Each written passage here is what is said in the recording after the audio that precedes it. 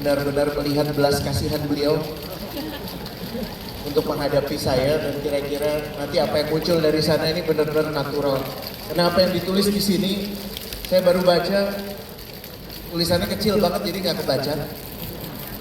Tapi kita lihat mudah-mudahan dialog yang istimewa dari orang perempuan istimewa, tidak sengaja, tidak kebetulan dihadirkan di sini karena keberaniannya, karena kepemimpinannya, dan karena kecintaannya pada Republik ini. Bu Susi, tepuk tangan.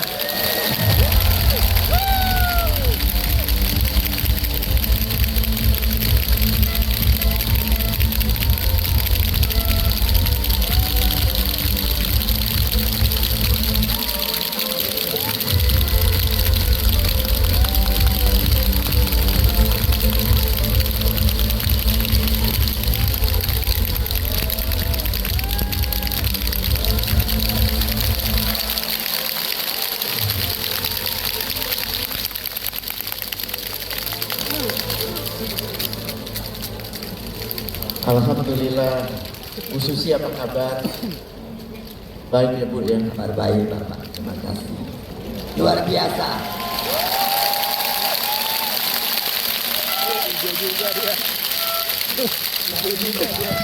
Pasti dengan warna hijau yang ada di bumi. Bu Susi, Partai Manulife Indonesia mengundang Ibu untuk jadi anggota ketuanya, Bu. Kartunya hijau. Amin. Kalau term dan kondisinya acceptable. Bu Susi, saya kasih tunjuk dulu ya Bu ya. Kawan-kawan ini udah punya persiapan istimewa bahwa tadi dengan Coach Indra mereka udah membuat ruangan ini bukan jadi kayak ruangan meeting, tapi jadi kayak ruangan di stadion. Gimana tadi? Gimana? Kita...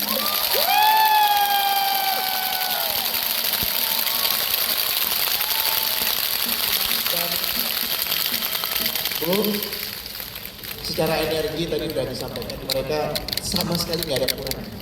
Ini ada karena full of energy. Yang kami butuhkan dari Bu Susi, wisdom tentang how to lead, terutama di tengah kondisi yang banyak tantangan. Kita juga tahu kalau Bu Susi memimpin kementerian itu ada hal-hal yang membuat kami semua terhenyak kagum, heran, oh bisa ya 30 kapal ditenggelamkan gitu ya. Kalau tahun 2030 itu bukan 83.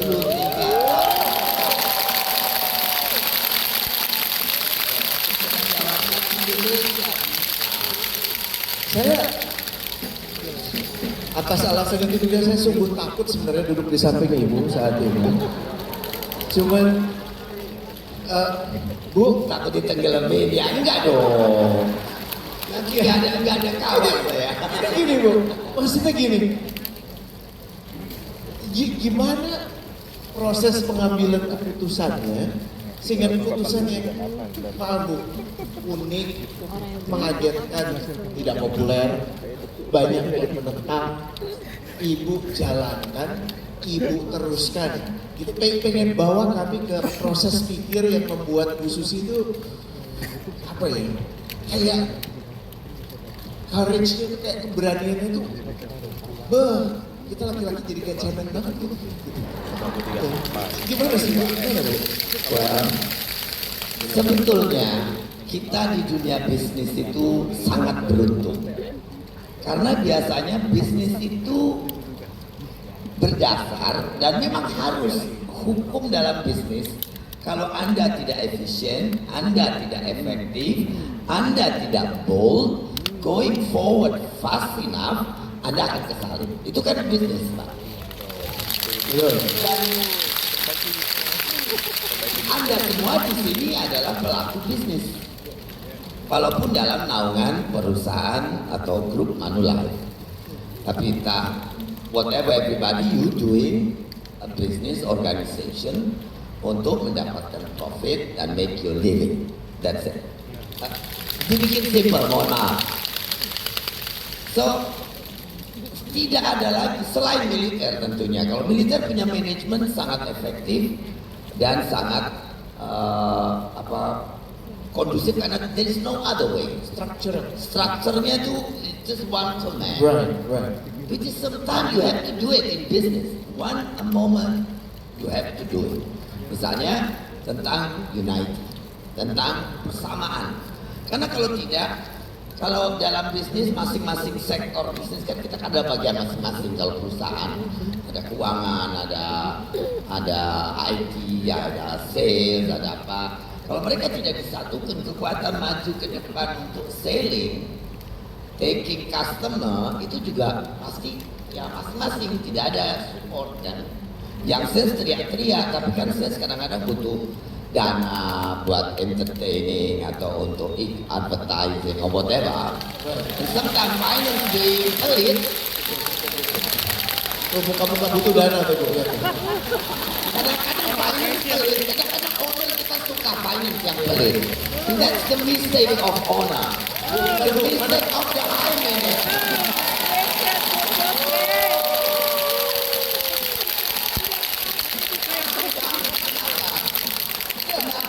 Because I say the truth or what?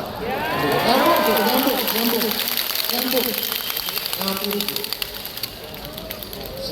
Yang penting pulang dari sini jangan berantem ya. Bukan departemen. Jadi kalau saya pelajari organisasi yang sangat bagus sebetulnya bisnis mengajarkan kita to be effective, to be efficient, to be profitable. There is no other better. But when you doing it wrong, then you just lose money. Karena bisnis kan antara profit dan losing money. Simple ya. It's simple. Very simple. Ada lagi yang stagnan, lama-lama ya juga akan losing money karena juga tidak bisa. Bisnis stuck, you cannot run it. In the end of the day, you're gonna lose your business. Just a matter of time. Jadi ya harus kita tuh selalu advance. Nah, cerita tentang saya di kementerian tadi, bagaimana saya bisa ambil keputusan bold? Ya, karena tidak ada choice.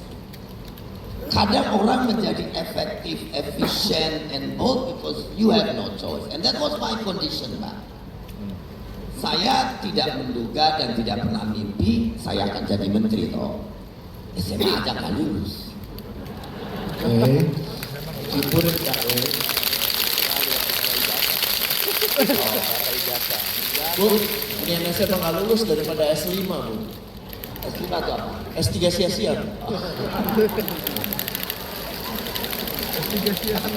Banyak Bu. Ya, orang sekolah harus punya pendidikan. But sometimes people are choosing. Saya choosing untuk resign dari sekolah. So that's my choice. Right. Tidak berpikir bahwa untuk jadi menteri harus apa, untuk jadi apa harus dulu kan tidak terpikir dong. Tapi maybe that was good thing.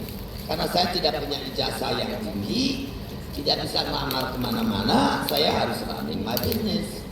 Harus employ myself, karena data di Manulife kalau mau jadi pekerja kantornya minimal kan SMA. Itu pun mungkin bagian cleaning service. Iya benar. Iya toh, biasanya kalau pembukaan lamaran kan begitu. Susi R juga doing gitu. Kita ada rekrut yang orang-orang tidak pendidikan kan, tetap aja ada yang untuk di daerah. So we accommodate that is what is possible, but world are not that kind. Jadi ya harus sadar bahwa Pak Jokowi Presiden 2014-2019 memilih saya, ya that was incredible. Beliau apa kabar? Karena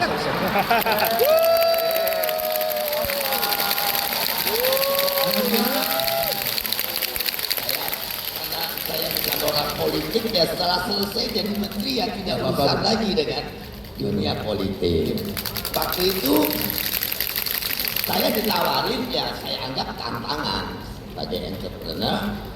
Saya sudah jadi CEO perusahaan 30 tahun, 33 tahun dari umur 17 tahun.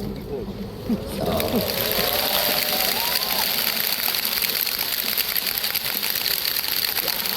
CEO walaupun zaman waktu itu umur 17 tahun dagangannya cuma 10 juta setahun ya, itu CEO ikut saya kan hero.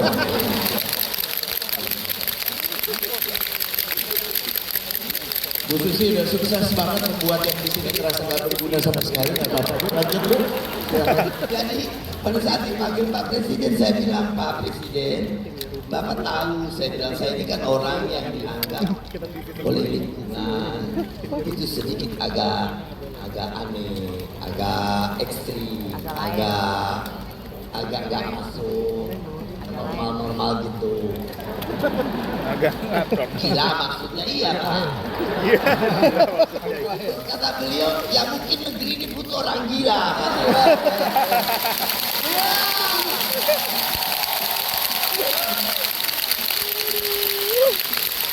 Nah, menurut saya I cannot be manipulasi kan tidak bisa. Sudah di semua di Google, internet Susi Pujiastuti tidak lulus SMA, yang ngapain bohong-bohong.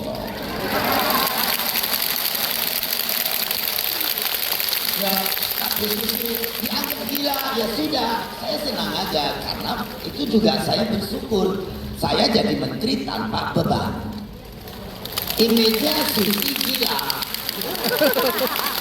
Jadi kalau tidak kelihatan baik-baik ya nggak apa-apa. Debat Ya, I think the opportunity ini sebagai an advantage. Jadi kalau yang lain penampilan, sibuk, citraan, Bu, sebut aja. saya tidak Don't usah care. ngapain ya. Image-nya kan sudah Pak Jokowi kan diwawancara, katanya dari Google dapatnya. Dan mungkin negara ini butuh orang gila, kata beliau begitu. Ya, Kebayang nggak sih? mau bantah apa lagi? Ya udah, I take it for granted kan. So, jadi ya, udah cuma kan setelah oke, saya mesti kerja kan Pak. Tapi tadi saya minta kondisinya clear dengan Pak Presiden. Karena tadi 30 tahun saya jadi CEO, nggak pernah punya bos. Sekarang saya punya atasan. Kan kalau tidak jelas borderline aturannya, nanti ada apa-apa di tengah friction, enggak enak. Sementara kalau ada friction, saya kan orangnya juga tidak gampang kalah. Kalau what I think is right, I gonna go. Mau presiden, mau siapa ya saya bantah.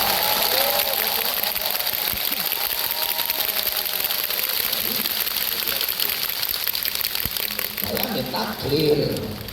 Saya bilang, Pak, saya ini tidak punya bapak rumah tangga di rumah. Saya single parent. Anak-anak saya di luar negeri. Kalau saya pergi ke luar negeri cuma 3-4 hari, ya capek di jalan.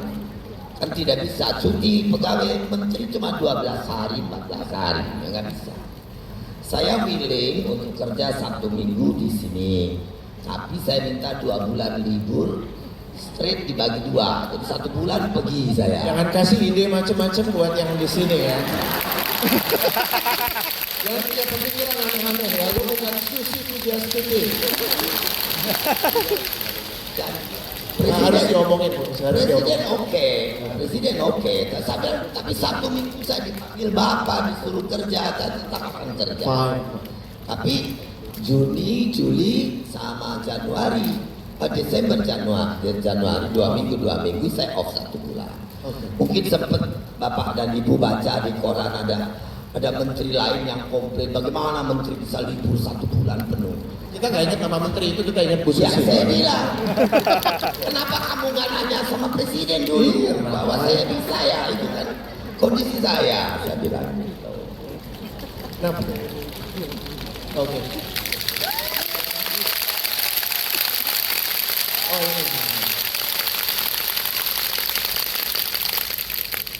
Jadi jangan kaget kalau memimpin dengan benar itu bikin Anda tidak populer. Iya.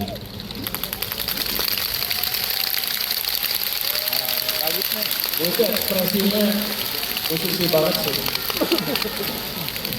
Yang ambil gambarnya juga nggak ada di internet tuh gambar saya yang manis, itu nggak ada. Yang lagi monyong, yang lagi melotot, yang perlu lagi kasih order tenggelamkan, gitu kan. Itu udah But in the end it's okay lah, Pak. Aku balik lagi boleh ya soal tenggelam-tenggelamin itu ya. Di luar ketidakpopulerannya kan pasti ada yang nelpon Bu Susi, Bu itu kapal punya tante saya. Atau ada menteri yang satu bilang, Bu itu relatif saya. Itu pasti Tidak ada tuh. nggak ada. Padahal saya sudah kasih semua yang tangkap polisi angkatan laut, Bakamla yang di perbatasan, nomor saya kan dipublish oleh Pak Presiden. Jadi kalau ada apa-apa silahkan telepon Bu Menteri, tapi nggak ada yang telepon saya. Nggak ada. Nggak ada juga.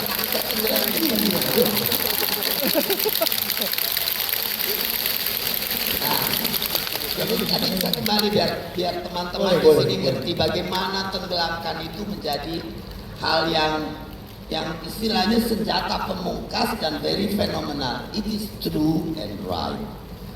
Saya pikir tidak ada lagi di dunia yang bisa doing as effective as tenggelamkan. Betul. Sekarang kalau ngikutin berita di internet, Presiden Korea Selatan bicara bahwa they might accommodate to use our style on dealing with illegal fishing. Jadi itu menteri yang di Indonesia itu loh lakukan, kita harus tiru katanya.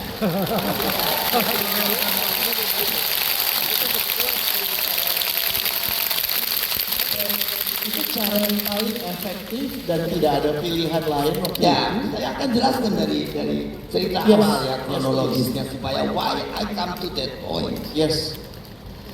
Begitu saya masuk ke kementerian, saya kumpulkan dirjen semua, Pak Dirjen, semua bapak ini doktor, insinyur, ya tidak Lima tadi. profesor, rata-rata mereka guru besar. Saya SMA tidak selesai, harus mimpin mereka. Jadi ya saya balikin, Pak. Dirjen itu kan singkatan dari Direktur Jenderal. Direktur ini directing, the asli kata aslinya kan kata awalnya itu directing. Berarti you mesti directing people, bukan sitting. You not my chairman, saya bilang. Anda bukan komisaris saya, CEO saya Pak Jokowi. Saya bilang komisaris saya rakyat Indonesia, bukan kalian. Jadi kita kerja bareng.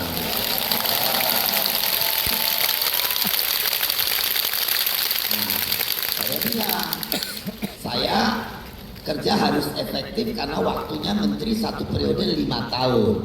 Kalau presiden happy sama kita, kalau presiden nggak happy di reshuffle, bisa 3 bulan, bisa sebulan, bisa setahun. So you cannot leave anything, any legacy kalau Anda tidak betul-betul to the point and get the guts to put your legacy. Intinya karena saya punya di bisnis selama 30 tahun, bisnis itu adalah kegiatan yang very satisfying. Saya satisfied. Unsur utama dari bisnis itu satisfactory. When you can do, it's not only just money make you happy, but you yourself get the goal, feel really, really good. Jadi, ya poin saya ingin bekerja dapat hasil kayak gitu, yang bikin saya punya satisfactory tinggi. Also for the people, because I become public servant. Di pemerintah kan public servant saya. Bukan pejabat, bukan yang harus dihormat oleh rakyat.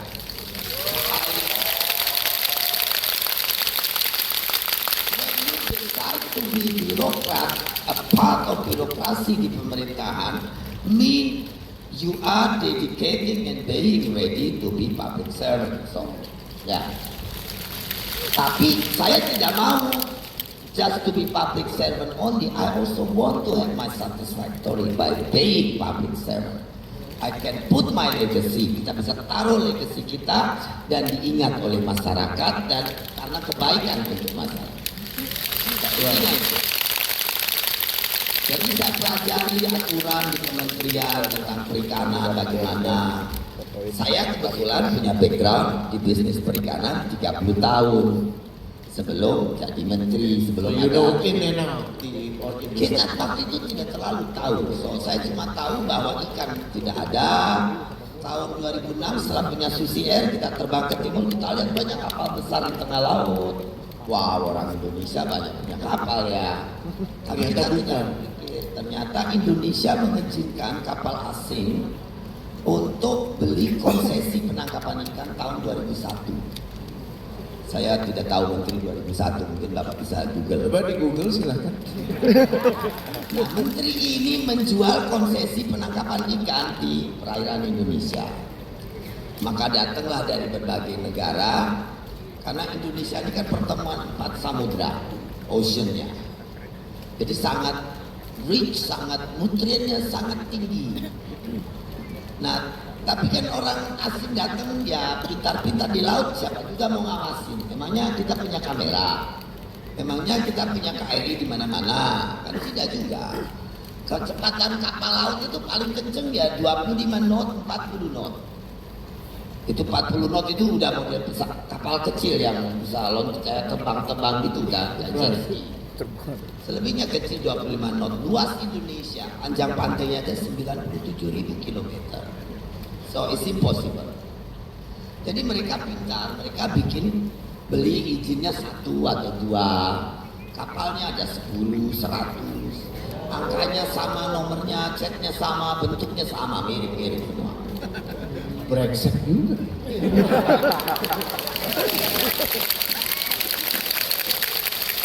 Emang layak ditenggelam. Lagi kita ceritain lagi. Setelah seperti itu dia nangkep ikan di Indonesia, dia juga pakai BBM-nya dari mana coba? Dari mana? Ya dari BBM subsidi kita.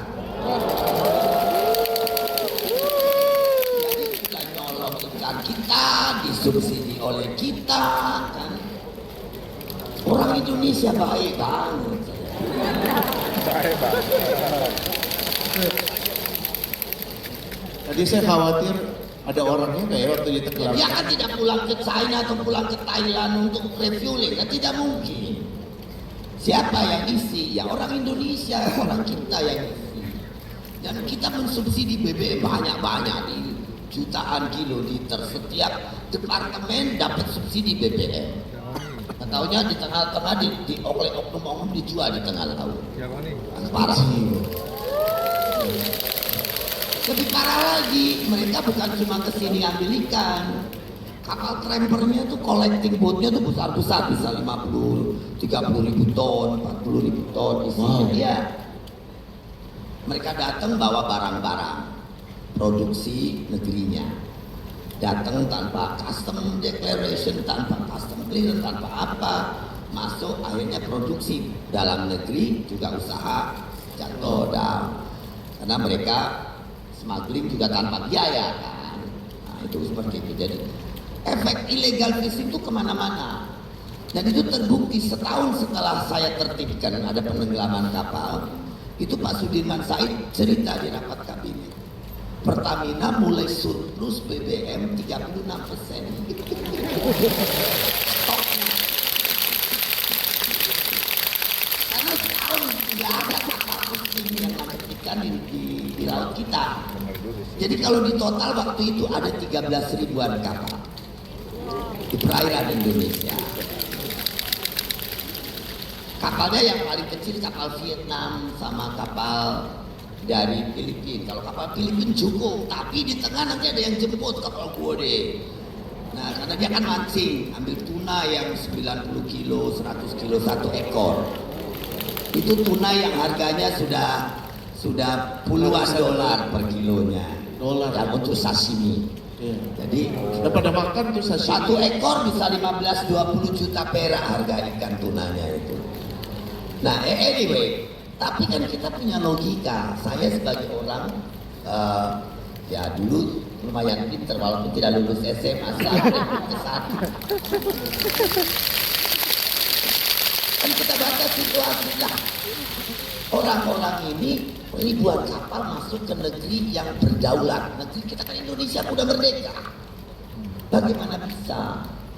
Pasti ada orang dalam yang bantu oknum-oknum. Yang menjual tiket itu kan, ya nggak? Nah jadi ya udah, saya berarti harus smart. Tadi bilang saya harus efektif. Waktu saya tidak banyak. 5 tahun. Kalau kepake terus.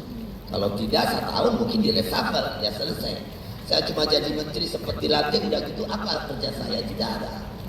I have no legacy. I'm not doing anything for people. Saya juga tidak happy. Karena tadi lagi, saya doing business 30 tahun itu yang sangat penting adalah satisfactory. Of course. Personal satisfactory. Itu very important. Di situ value saya, nilai diri saya itu dari situ saja. Jadi ya harus apa? Oh, kebetulan baca-baca buku peraturan undang-undang ternyata ada.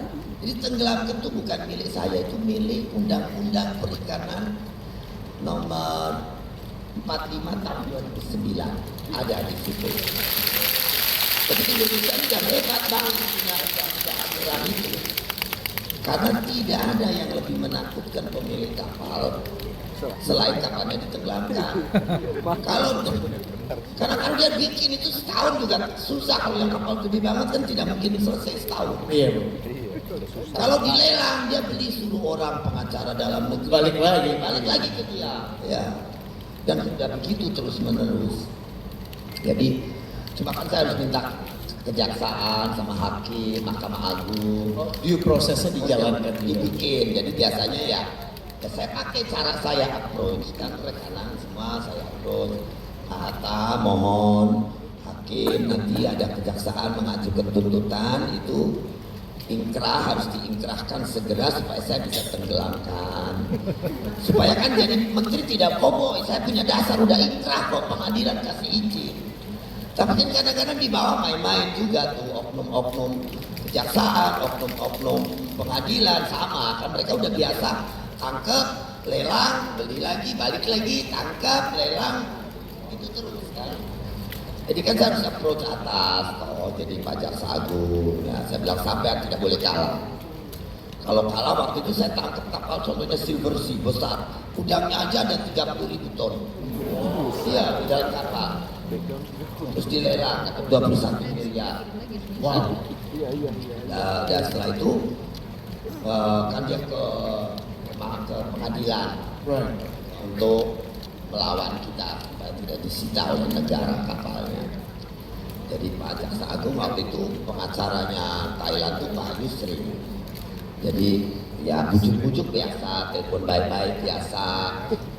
Advantage saya sebagai perempuan saya pakai kadang-kadang manis-manis. Catat. Kalau awas kalau enggak. Nah, itu kelebihan advantage perempuan laki-laki sama laki-laki kan nggak bisa begitu. Perempuan ini Pastikan dulu yang laki-laki nggak usah ke perempuan-perempuanan juga nih.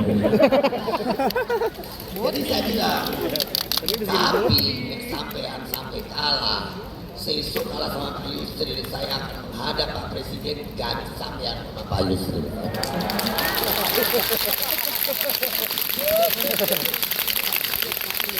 Jaksa Agung dia bilang, kowe ini aku Jaksa Agung domei terus kata dia. Masa Jaksa Agung dimarah-marah katanya. Lah ya saya bilang, kan saya pengacaranya sampean, saya bilang, saya kan menteri yang melakukan eksekusi, tapi kalau ada apa-apa kan sampean harus lindungi saya. Nah kalau saya kalah sama pengacara sana ya saya suruh ganti saja sama yang mengalahkan.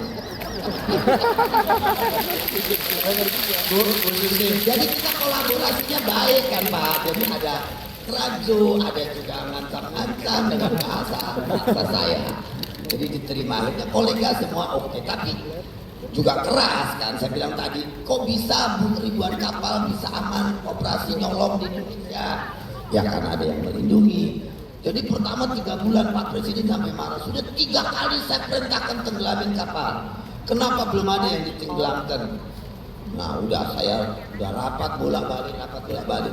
Terakhir ada pimpinan militer yang bilang, ya kamu bukan panglima tertinggi saya. Panglima tertinggi saya Presiden.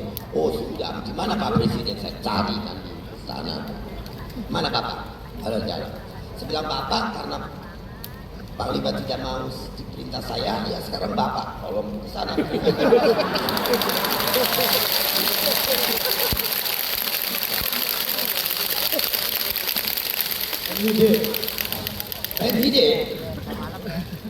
Panglimanya bilang apa?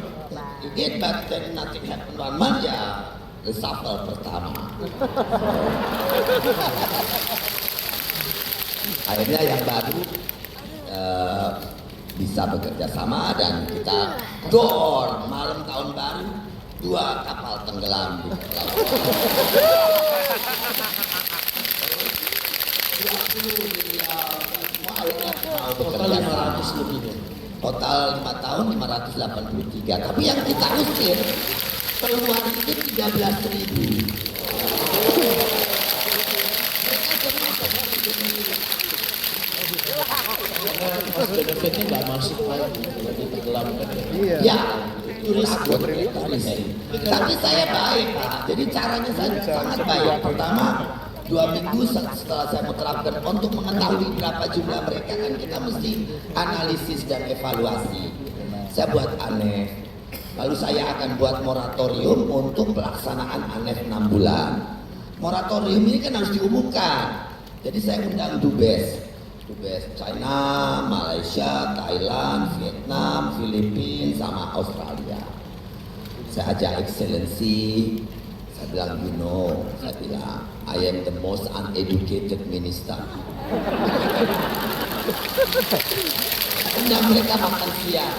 Oh, no, you are legend, madam, kata. Fokus ya. Terus saya bilang, but me as the most uneducated minister get the biggest portfolio. The presiden justru mempercayakan portofolio paling gede itu sama saya. Karena laut Indonesia itu 79%. Indonesia itu daratannya yang kita tinggali itu cuma 21%. Jadi menteri yang paling tidak berpendidikan pegang aset Portofolio. paling gede kan. Tidak bisa sukses. Jadi saya bilang, so you know how can I be successful? Very difficult. So I need your support. Would you willing to support me? Yes, of course, Excellency, kata Dubes. Kita makan siang, saya panggil koki dari Hyatt, duit keluar sendiri tidak apa-apa. Pokoknya masakannya tidak memalukan kan. Nah setelah itu saya jelaskan. So, the Presiden kan memutuskan laut masa depan bangsa. Berarti Indonesia harus mendapatkan uang dari laut. Masa depan bangsa itu harus menjadi milik Indonesia. Jadi saya tidak mau ada lagi kapal ikan asing beroperasi legal or illegal in our country.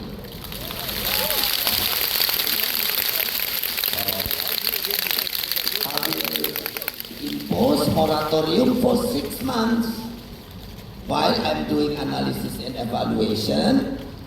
Your businessman has to stop operating the fishing vessel in our water. Okay. So when you want to announce, saya bilang ini 15 November sampai 15 Mei 2015. November 2014 sampai Mei 2015.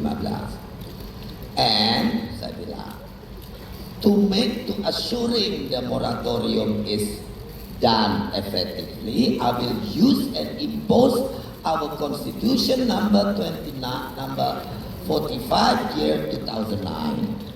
Which allow me to sink every single illegal fishing vessel operating in our water.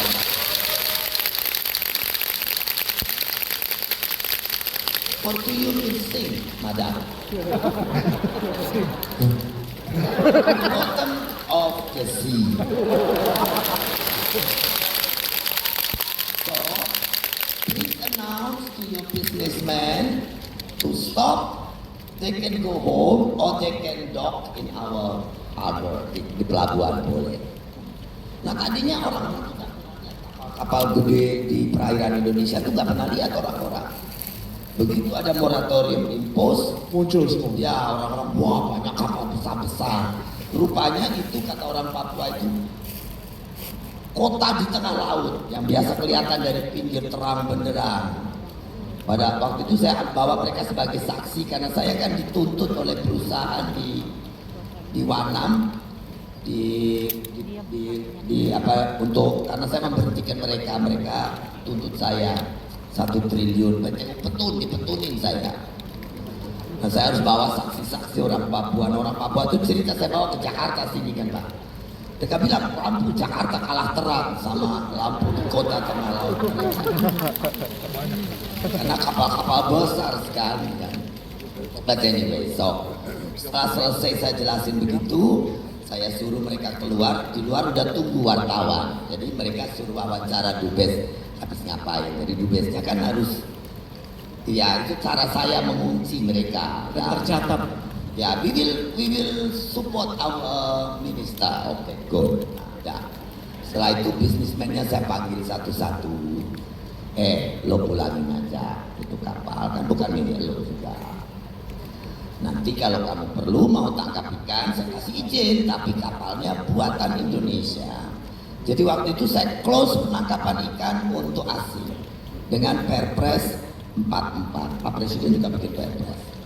Jadi seluruh sektor perikanan yang lain, pemasaran, processing, asing boleh masuk 100% silakan.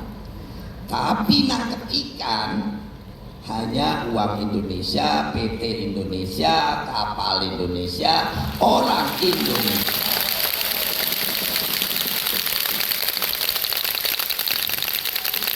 Kenapa?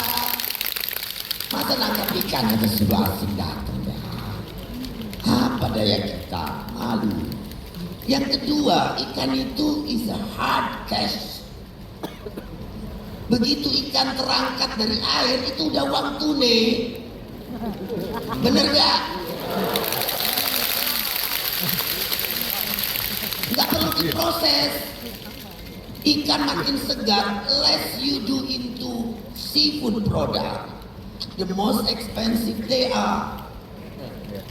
Kalau diproses itu justru yang murah-murah, yang paling mahal hidup. Ikan hidup, udang hidup, mahal, ya nggak? Jadi kita tidak perlu bantuan yang high capital intensive apa tidak terlalu. Sebetulnya nangkep ikan bisa kita kerjakan sendiri. Kayak yang nangkep tuna paling mahal itu kapal jukung kecil Pak, 2 meter. Bukan kapal besar. Yang nangkep ikan tuna termahal itu kapal-kapal jukung kecil. Orang-orang Sangihe, orang-orang Miangas, Banda Neira, terus Saum Laki itu bisa dapat ikan yang gede 90 kilo 1 ekor. Nah, itu cukup untuk 15 juta 1 ekor dah. Yeah. 1 hari kerja. Kurang apa? Nah, nanti banyak-banyak agent Manulife jadi pengen jadi dokter ya.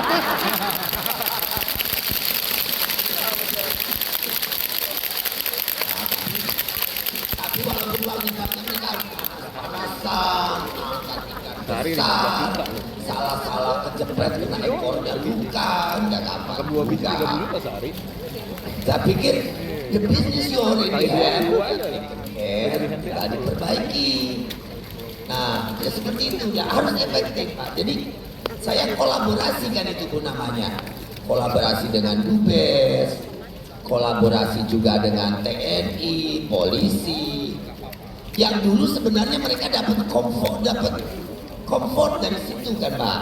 Betul. Nah, itu perlu kolaborasi tingkat tinggi, approaching-nya harus betul-betul tepat supaya mereka sekarang berempati, sekarang mereka harus menghancurkan kan. Tidak bisa begitu saja, jadi ya harus baik-baik cara saya. Nah sama sebetulnya kayak being salesman, you are selling your idea, you are selling your product. Di sini saya selling idea for the best that this country could get. Nah Anda juga sama, you have to win your customer. The end of the day, dalam satu bisnis itu yang sangat apalagi kalau kita tuh malas bekerja sebetulnya nggak terlalu very rajin gitu. Loyal customer itu menjadi sangat penting efektif karena mereka akan stay with us. But to make your customer loyal to you, it needs some trick. Dia harus percaya sama Anda dan company di belakangnya. Karena pasti kan orang beli premi asuransi misalnya polis kan harus tahu bahwa company-nya safe. So you have to continue promoting, advertising that company has a good reputation, backup, promotionnya bagus, and then yang salesnya di depan, you also have to have very good appearance. You have also to have skill to make the customer like you.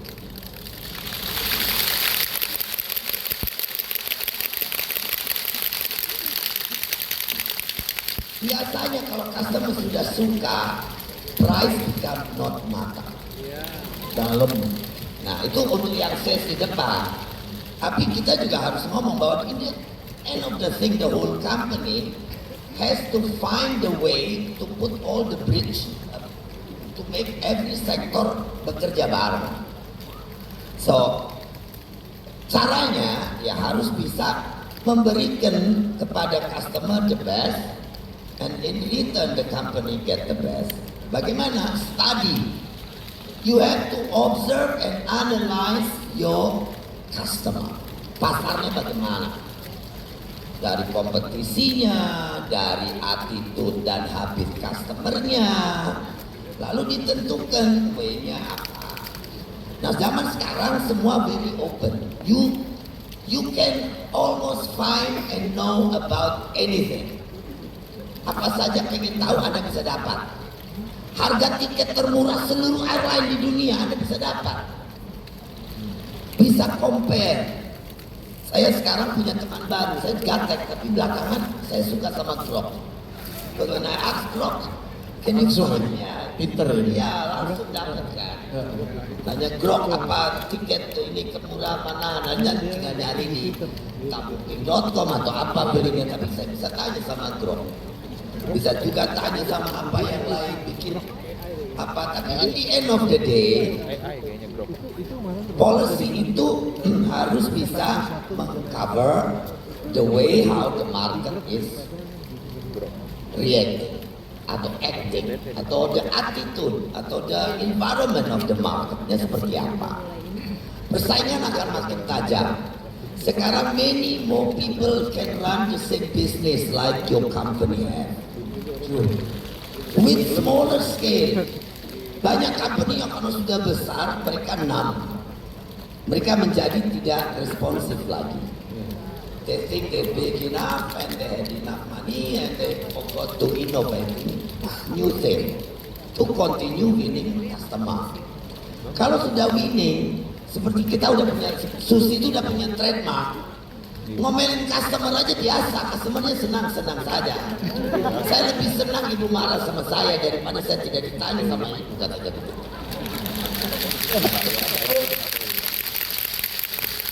Bu Susi. Ya sama kayak itu kan dubes-dubes saya ancam begitu mereka senang karena udah disuguhin makan. 4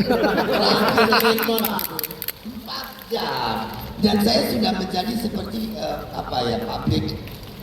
People love me in the end. So, sejelek apapun Susi, orang cinta sama Susi kan. Bener sih Bu, itu bener. Bu Susi, aku makasih udah membuat kerjaku mudah sekali. Satu pertanyaan tapi udah cukup ceritanya dapat semua. Waktu orang lebih Boleh Bu, saya takut ditenggelamkan Bu soalnya.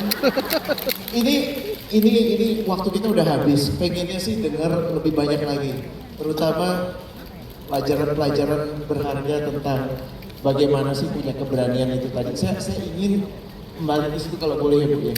The reason of your courage in making decision bold, fast. Kalau bayangkan gini Bu, ini kan tadi saya juga ajukan pertanyaan yang sama ke Coach Indra.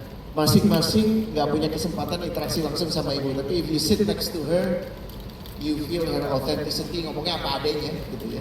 Dan yang disampaikan itu yang ada dalam pikiran, tapi boleh nggak Bu? Seolah-olah asik ibu ngobrol langsung sama kawan-kawan. How to bring that courage untuk mengatakan ke bos kita yang, aduh, lihat Bu Nona geser dikit aja aku udah deg-degan gitu ya. Ngelihat Bu Loren mulai ngangguk-ngangguk, aduh ngomong apa enggak ya, atau melihat customer yang ini, customer yang itu, ditolak di sini, ditolak di situ. How to bring that courage? Kayak ibu ngomong itu biasa aja, tapi buat sebagian dari kita It's not an easy thing. Boleh nggak balik ke situ aja? Pemilihan kata saya pikir juga penting. Kadang orang pikir saya ini orang spontaneous. Actually not. You're not spontaneous. I'm not very spontaneous person. Okay. Saya sangat observing, calculating. Jadi kata-kata itu juga saya menyampaikannya direct, but in a way you cannot resist. Sudah dipikirkan. Ya, dipikirkan. Oke. Jadi itu cara saya. Nah, tapi mungkin di sini kan ada istilahnya the top management of Manulife. So, no, you want to bring everybody together. Ya biasanya budaya Indonesia sedikit agak susah. Kalau tadi Bapak kan bilang mau ngomong begini takut, bos lewat sudah takut kan, kayak gitu kan. So, the higher management be more open. Be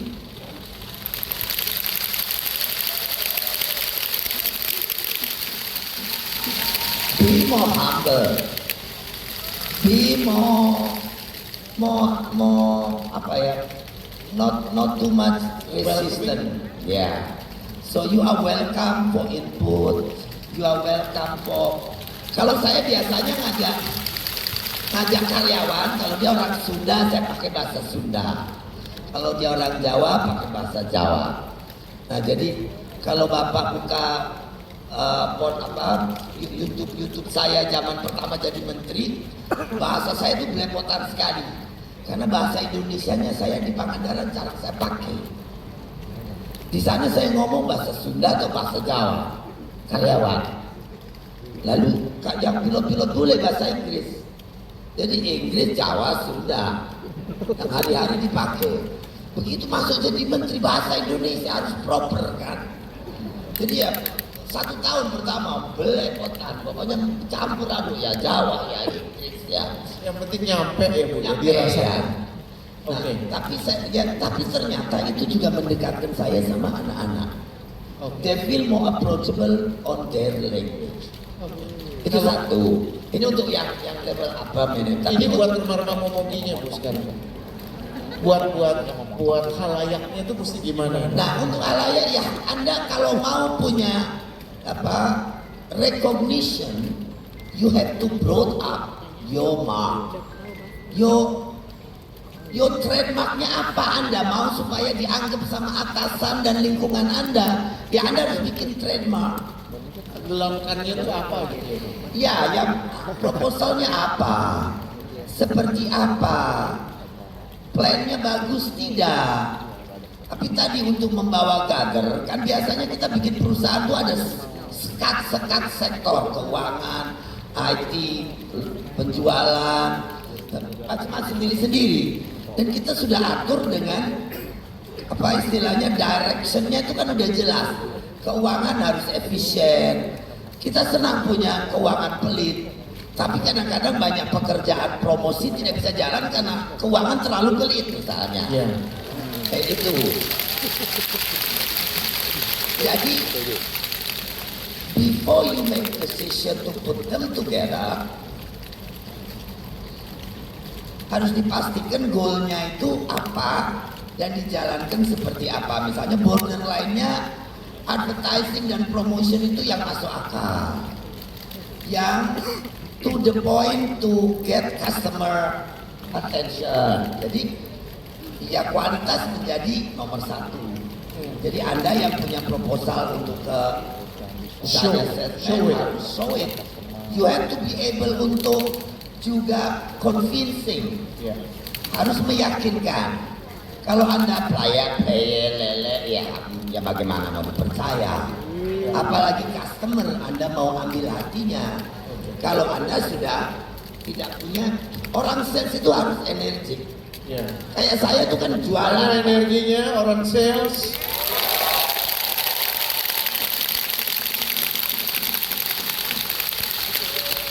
Anda harus attract, Anda harus Jadi magnet ya, Magnet, mengundang ya. orang jadi Ya. interested. Oke. ya to synchronize untuk mendapatkan semua menjadi ke kita, betul kan? Dan itu hanya dengan magnetisme, Magnetism untuk menarik. Oke. menarik. Kalau magnet ini kan bisa dengan penampilan oke, Wangi. bahasa baik, a good code of conduct in etiquette, in respect. When you respect yourself, it's come up. The people will also respect you. Oh, Jadi ada menjadi person yang menarik. Menarik itu bukan berarti bajunya harus mahal. Lalu make upnya harus bagaimana. Be authentic yourself with the way you are. Use the best approach. Linguistic. Ya. Kata. ya. Dari bahasa biasa sampai sophisticated. Saya yakin kalau saya jualan pasti akan habis dagangan saya dalam sehari.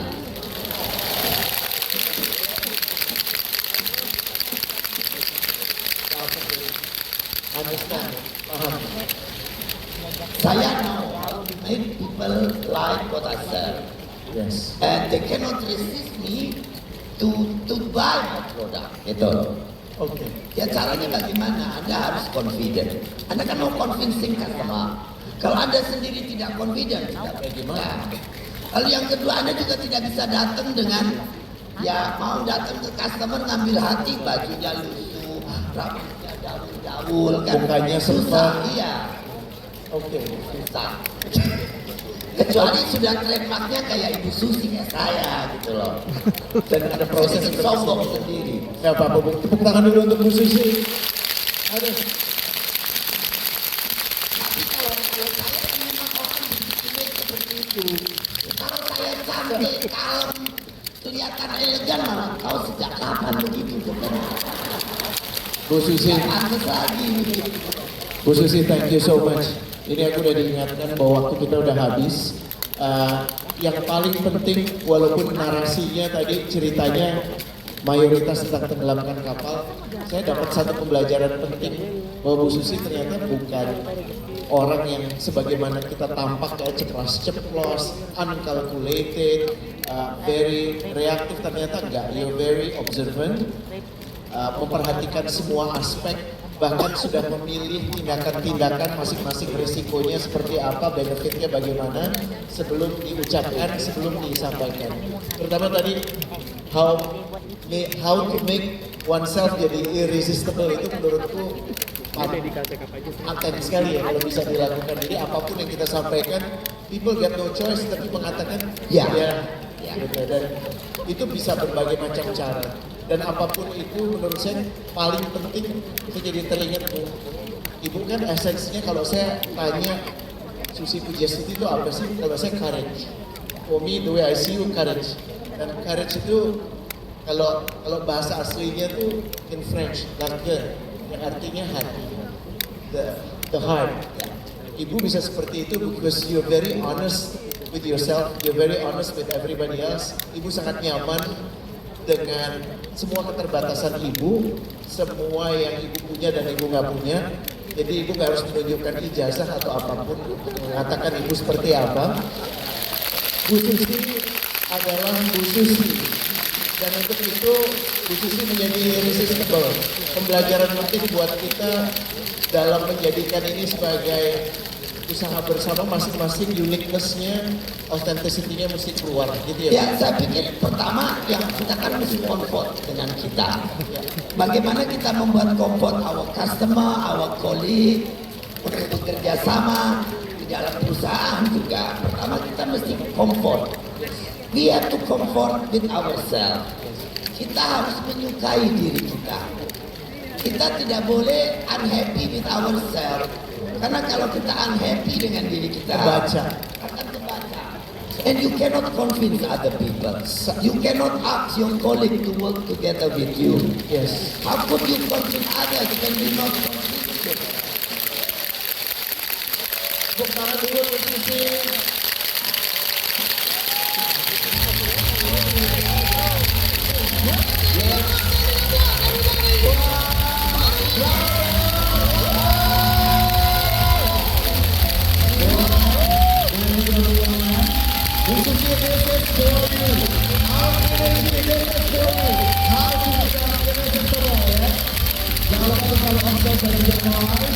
Dan Mari contohnya, jangan kaget kalau memimpin dengan benar kalian jadi tidak populer.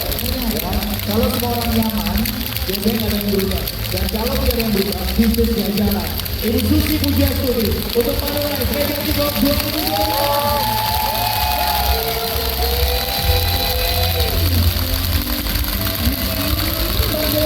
Merasa tidak percaya diri itu ya.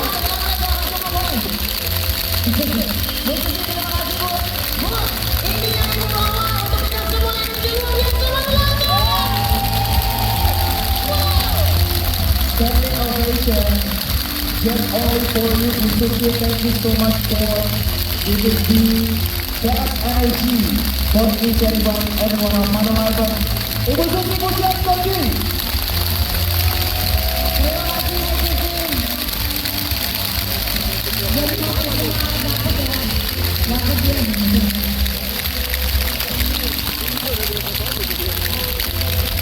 Baik. Ya. Terima kasih banyak Bu Susi. Boleh diberikan jalan untuk Ibu Susi. Ya. Iya.